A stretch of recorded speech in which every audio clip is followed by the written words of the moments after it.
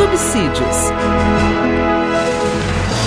Lições Bíblicas Adultos.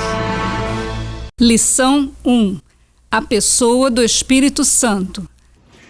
A paz do Senhor para todos. Sejam todos bem-vindos à Escola Bíblica Dominical. Sejam todos bem-vindos ao ano de 2021. Estamos iniciando o trimestre com o tema atual, tema palpitante, o verdadeiro pentecostalismo. Este é o tema. E a lição número 1 tem por título A Pessoa do Espírito Santo. É claro que para estudar sobre o pentecostalismo, primeiro temos que começar com o Espírito Santo, porque o pentecostalismo, o próprio nome vem do Pentecostes, com a descida do Espírito Santo, em Atos dos Apóstolos, no capítulo 2.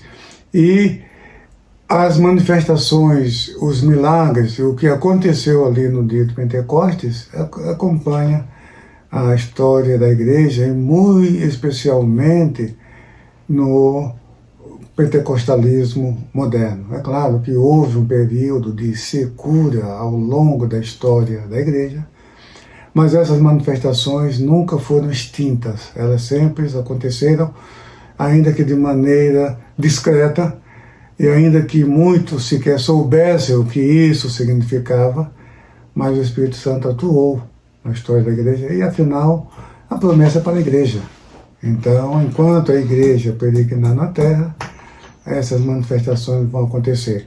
Mas o que acontece é que o pentecostalismo moderno, ele começou historicamente em 1º de janeiro de 1901, mas eu vou voltar esse tema logo mais. Eu quero primeiro explicar como vai ser a lição número 1. A lição 1 tem 3 tópicos. O primeiro é a revelação do Espírito Santo nas Escrituras. É claro, porque se vamos estudar o pentecostalismo, temos que começar por onde? Pelo Espírito Santo. E todo crente precisa saber o que todo crente precisa saber sobre o Espírito Santo. Precisa conhecer a sua verdadeira identidade, ou seja, a sua divindade, a sua personalidade, os seus atributos e as suas obras. São esses 4 pontos fundamentais que o crente precisa conhecer na pessoa do Espírito Santo. Muito bem. E agora vem a pergunta: como eu posso saber disso? Como eu posso saber essas coisas? Existe uma única fonte segura, confiável, verdadeira, que informam, que nos dão essas informações. Se chama Bíblia Sagrada, as Escrituras. É isso que diz aqui o tópico 2, a revelação do Espírito Santo nas Escrituras. A Bíblia é a única revelação de Deus escrita para a humanidade. Tudo que precisamos saber sobre o Espírito Santo encontramos nas Escrituras Sagradas. Esse é o tópico número 1, da lição número 1, do primeiro trimestre de 2021, que tem por tema o verdadeiro pentecostalismo. Muito bem. E o tópico 2, sobre Jesus Cristo, o Espírito Santo e Jesus Cristo. O Espírito Santo e Jesus Cristo. Então, é claro, todos os crentes sabem, desde o seu discipulado, preparatório para o batismo, que o Deus do cristianismo é o Deus único, que o cristianismo é uma religião monoteísta, o que isso significa? Que adora e segue e crê em um único Deus verdadeiro. Muito bem. Só que o Deus do cristianismo, ele é único, uno e trino. Isto é, um Deus que se manifesta em 3 pessoas distintas. Jesus disse: "Ide por todas as nações, ensinando-as e batizando-as em nome do Pai e do Filho e do Espírito Santo." É o único Deus, é um nome só. Um nome só, um único Deus que se manifesta em 3 pessoas distintas: o Pai, o Filho e o Espírito Santo. E estudamos isso em muitas outras escolas dominicais e muitas outras lições. Os crentes, você conhece isso muito bem. Mas é importante ressaltar que no tópico 2, quando fala sobre o Espírito Santo e o Senhor Jesus Cristo, está, claro, incluir nisso a Trindade, mas não somente isso. Eu trouxe nessa lição um tema que os evangélicos, não somente os pentecostais, os não pentecostais também, pouco sabem sobre isso, eles ouviram muito pouco sobre esse tema, que se chama pericorese. É um termo teológico com base em João, no capítulo 14, versículo 10, quando diz, Jesus respondendo à pergunta de Filipe: não creis que eu estou no Pai e o Pai está em mim? Então, essa a unidade, vamos assim dizer, essa interpenetração. A pericorese é, na verdade, o relacionamento intratrinitariano que existe desde os tempos antes dos séculos, antes da fundação do mundo. O Pai, o Filho e o Espírito Santo. Esse relacionamento intratrinitariano que João Damasceno, um dos pais da igreja, dos últimos, João Damasceno, é do século VII. Então, ele que usou esse termo pericorese, que outros preferem usar o termo intercompenetração, porque a ideia é que as 3 pessoas, elas habitam uma nas outras, mas são distintas. Então isso é difícil. Eu até entendo por que muitos nas igrejas, as igrejas não sabem desse assunto, porque é um tema que a Bíblia fala muito pouco. Pouco se sabe do relacionamento intratrinitariano antes dos tempos dos séculos, antes da criação do mundo, antes da criação do universo. Deus é eterno. O Pai, o Filho e o Espírito Santo existem desde a eternidade e eles se relacionam. É esse relacionamento que João Damasceno chamou de pericorese. Muitos teólogos usam isto para aplicar o relacionamento humano. É muito importante fazer essa análise com o relacionamento humano entre as pessoas. Muito bem. E em latim se chama circumcessio. Quer dizer, está em círculo. Porque pericorese, a palavra peri é conhecida, está na língua portuguesa. Peri é de onde vem periferia. Peri quer dizer em volta de, em torno de. Muito bem. E coros é dança. Pericorese literalmente seria dançar em círculo. Seria praticamente isso. Foi um termo que João Damasceno criou para falar desse relacionamento intratrinitariano. Então, Jesus e o Espírito Santo e o Pai, Jesus disse que o Pai está nele, eu estou no Pai e o Pai está em mim. João 14, versículo 10. Então, a pericorese, o tópico 2 está tratando disso. E o tópico 3 fala da obra que o Espírito Santo age no mundo e no crente. Então, esses 3 pontos você tem na lição número 1, com todas as citações bíblicas. Você pode preparar, tem como preparar uma excelente lição para os seus alunos. E também tem o livro, né?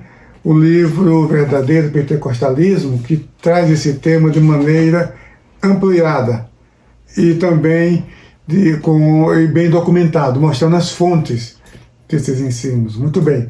Agora, quero trazer um resumo histórico para que você compreenda o que vem a ser o pentecostalismo. O termo vem de Pentecostes, é claro, está relacionada à festa de Pentecostes, registrada em Atos capítulo 2. Muito bem. Eu não vou explicar aqui, mas durante o trimestre eu posso entrar nesse detalhe. O que eu quero dizer é o seguinte, que no século XIX, algumas décadas antes do início do avivamento da Rua Azusa, o grupo de santidade, o movimento de santidade chamado Holiness, um grupo que se formou nos Estados Unidos, eram na verdade, veio da Inglaterra. O John Wesley, fundador da Igreja Metodista, ele trouxe a ideia da segunda bênção, que era a bênção da santidade. Muito bem. E isso ganhou espaço e foi crescendo nos Estados Unidos. A partir de 1835, a irmã Phoebe Palmer, ela começou na casa dela, no salão, nas terças-feiras, a reunião de oração com as senhoras, em busca da santidade. E essa oração de terça-feira foi ganhando espaço no país, de modo que 4 anos depois, os homens também passaram a fazer parte dessa oração, e depois até bispos episcopais e metodistas faziam parte dessa campanha de oração, desse movimento. É o chamado movimento de santidade, que buscava a santidade, por isso tem o nome movimento de santidade, ou movimento Holiness em inglês. Muita gente prefere usar o termo em inglês. Muito bem. E que a característica básica era a segunda bênção, era a linguagem muito comum, a segunda bênção, a bênção da santificação. Mas um assistente de Wesley, ele chamou essa bênção de batismo no Espírito Santo. Então, mas veja só, ele não tinha o conceito que nós temos hoje de batismo no Espírito Santo, mas entendiam que a segunda bênção era a bênção do batismo, da santidade, e ele chamava também de batismo no Espírito Santo. Só que na Rua Azusa foi estabelecido que o batismo no Espírito Santo seria uma terceira bênção. Muito bem, era reflexo do movimento de santidade. Então, o que acontece? Um pastor de origem metodista, mas que era do movimento Holiness de Santidade, ele assumiu um ministério independente e ávido pelo ensino da palavra, pelo batismo no Espírito Santo, e ele queria saber como saber que alguém foi batizado no Espírito Santo. Era essa a dúvida dele. Ele percorreu o país, os Estados Unidos, Chicago, Nova York, procurando conhecer os movimentos de curas divinas, movimentos de manifestações dos dons do Espírito Santo. Mas ele tinha uma escola bíblica na cidade de Topeka, no Kansas. Então, e os seus discípulos, ele encarregou dos seus discípulos, os alunos, de buscarem na Bíblia e descobrirem o sinal, como saber que alguém foi batizado no Espírito Santo. Foi aí que ele descobriu que era o falar línguas. E foi no dia 1º de janeiro de 1901, na passagem de Ano Novo, que a irmã Agnes N. Osman foi batizada no Espírito Santo, ou seja, falou línguas. Então ela é tida como a primeira pessoa a ser batizada no Espírito Santo no movimento pentecostal moderno. Muito bem. Então, ela falou em língua durante 3 dias. 3 dias. Quando não conseguia falar inglês. Interessante que ela falava em chinês, né? Porque as línguas do batismo no Espírito Santo, é claro, são línguas ininteligíveis. É isso que Paulo diz em 1 Coríntios 14, versículo 2. Nós vamos estudar isso na lição 4, quando a gente foi falar sobre os dons do Espírito Santo. Muito bem. Mas Deus usa, assim, essas línguas para transmitir uma mensagem, para falar numa língua que a pessoa não estudou, que a pessoa não conhece. Foi o que aconteceu com a irmã Agnes. Ela falou em chinês. Muito bem. Mas isso era 1º de janeiro de 1901. Por isso que muitos pesquisadores, historiadores usam essa data como o início do movimento pentecostal moderno, porque é coincido com a chegada do novo século. 1º de janeiro de 1901. Por isso que o século XX é tido como o século do Espírito Santo. Século XXI é o século do Espírito Santo. Muito bem. Então, mas nós temos muita coisa a falar sobre esse tema, mas nós temos ainda mais 12 lições pela frente e nós vamos, em cada lição, trazer alguns detalhes, não somente bíblicos, mas também históricos, para que você conheça o verdadeiro significado do pentecostalismo. Portanto, meu querido irmão, minha querida irmã, que Deus te abençoe ricamente, em nome de Jesus. Amém.